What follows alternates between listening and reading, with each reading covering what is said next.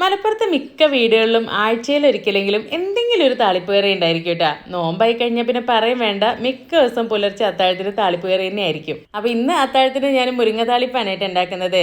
പെട്ടെന്ന് ഉണ്ടാക്കിയെടുക്കാം. ഒരു ചട്ടിയിലേക്ക് കുറച്ച് വെളിച്ചെണ്ണ ഒഴിച്ചെടുക്കുക. ഇതിലേക്ക് ചെറുതായി അരിഞ്ഞിരിച്ചിരിക്കുന്ന ചെറിയ ഉള്ളിയും അതുപോലെ തന്നെ പച്ചമുളകും നന്നായിട്ടൊന്ന് വഴറ്റിയെടുക്കാം. ഇനി ഇതിലേക്ക് കഴുകി വൃത്തിയാക്കി വെച്ചിരിക്കുന്ന മുരിങ്ങയില ചേർത്ത് കൊടുക്കുക. അതൊന്ന് വാടി വരുന്ന സമയത്ത് കുറച്ച് കഞ്ഞിവെള്ളം ഒഴിച്ചു കൊടുക്കാം. ആവശ്യത്തിന് ഉപ്പിട്ട് കൊടുക്കുക. നന്നായിട്ടൊന്ന് തിളച്ച് വരുന്ന സമയത്ത് തീ ഓഫ് ചെയ്ത് കൊടുക്കുക. ഇത്രയേ ഉള്ളൂ കേട്ടോ താളിപ്പ്. അപ്പൊ ഇന്ന് ചോറും താളിപ്പും അതിന്റെ കൂടെ ഒരു സ്പെഷ്യൽ ഐറ്റം കൂടെ ഉണ്ട്. ഞാൻ കുറേ നാളായിട്ട് തപ്പിക്കൊണ്ടിരുന്ന ഒരു ഐറ്റം ഞാൻ കഴിഞ്ഞ ദിവസം ലുലുവിൽ പോയപ്പോൾ കണ്ടു കേട്ടാ. വയനാടൻ തുറമാങ്ങ. അപ്പൊ അതിന്റെ 3 വെറൈറ്റിയാണ് എനിക്ക് അവിടുന്ന് കിട്ടിയിട്ടുള്ളത്. 3 ഞങ്ങൾ മേടിച്ചുകൊണ്ട് വന്നിട്ടുണ്ട്. സോൾട്ടി പിക്കിൾസ് എന്ന് പറഞ്ഞിട്ടുള്ള ഒരു ബ്രാൻഡിന്റെ ആണ് കേട്ടോ ഞാൻ വാങ്ങിച്ചിട്ടുള്ള തുറമാങ്ങ. അപ്പൊ ഇവരുടെ നോൺ വെജ് വെജ് ആയിട്ട് ഒരുപാട് പിക്കിൾസ് അവിടെ ഇരിപ്പുണ്ട്. അപ്പൊ ഇനി അതൊക്കെ ഞാൻ അടുത്ത തവണ പോകുമ്പോൾ പരീക്ഷിക്കാം. അപ്പൊ തുറമാങ്ങ കഴിക്കണമെങ്കിൽ ഒരു രീതി ഉണ്ട് കേട്ടാ.